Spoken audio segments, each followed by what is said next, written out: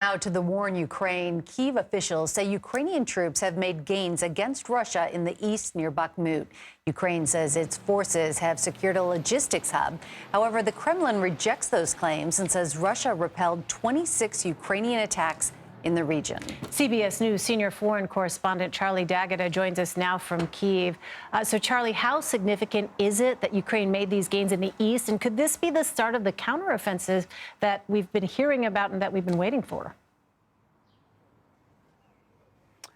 Well, the first answer to that is no. And that's not coming from me. That's coming from the Ukrainian President Zelensky himself, who said this isn't the start of the counteroffensive. The counteroffensive hasn't begun yet. Of course, he won't say when it has begun, but we'll certainly know after speaking to defense officials when it has begun.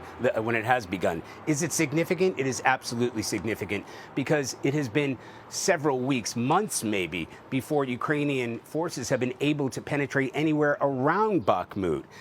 This is an area that has been pummeled by Russian forces, more recently by the Wagner Group. But as we understand it, we have our own sources on the ground. This happened during a changeover.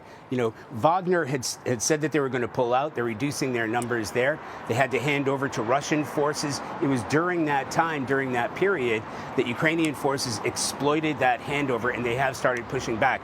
But we have to tell you what Bakhmut looks like. It's kind of a square that pushes into the Russian front line. So making advances in that area doesn't necessarily push the entire front line forward, but it certainly shows that this area, this city that they've tried to defend for almost 10 months now and have held, the Russians haven't been able to capture it. They've been able to push something back.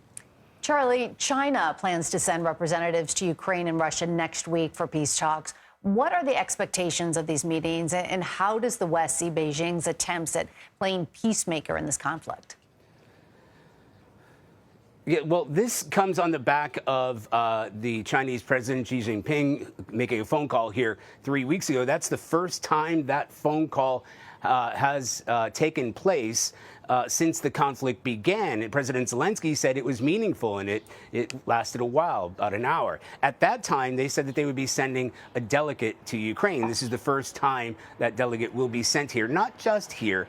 And this is a former ambassador to Russia, but speaking with European countries, part of who are involved, Germany, Poland, France. So it opens channels of communication. The reason there is reluctance in the West is because this is not a neutral partner in this conflict. As far as the West is concerned, China has been supporting Russia, either through weapons, there are some allegations about that, or just in having an ear from President Putin. So, yes, there is some significance because there could be movement there, but in terms of an international peacekeeper, certainly the West, European nations, NATO have already expressed how skeptical they are about China as peacemaker. Charlie, Turkey's defense ministry says Ukraine and Russia are close to an agreement to extend the Black Sea grain deal. What's been stalling this extension, and remind us of the ramifications if this deal dies? Yeah, well, do you remember about a year ago, a little bit less than that, when all of Ukraine's grain exports were blockaded by the Russians? Because let's face it, the Russians have naval power in the Black Sea, and that was crushing for the Ukrainians. So it enables the Ukrainians to export that. Russia's essentially holding all of the cards. Now, as we understand it, these according to Russian reports, we haven't been able to confirm that here in Ukraine. They've already extended that for 60 days. That's an important 60 days. It was supposed to run out May 18th. 60 days, we kind of get into the harvest time. So that is significant in itself. But we also have to remember this serves Russia. Otherwise, they wouldn't have agreed to it because Russia holds a lot of that land in eastern Ukraine. Most of that area, as we've been to ourselves, is the breadbasket of this region. So they own that, too. So it's in their interest, too, to be able to have favorable grain trade. And, of course, this means a lot for the rest of the world. It means a lot to Africa. You remember the crisis, about 10 months ago when those grain exports were stopped. Something between 17 and 20% of overall global grain comes from this region. So it is important, not just to this region, but to the entire world. Major implications. Charlie D'Agata. Charlie, thanks.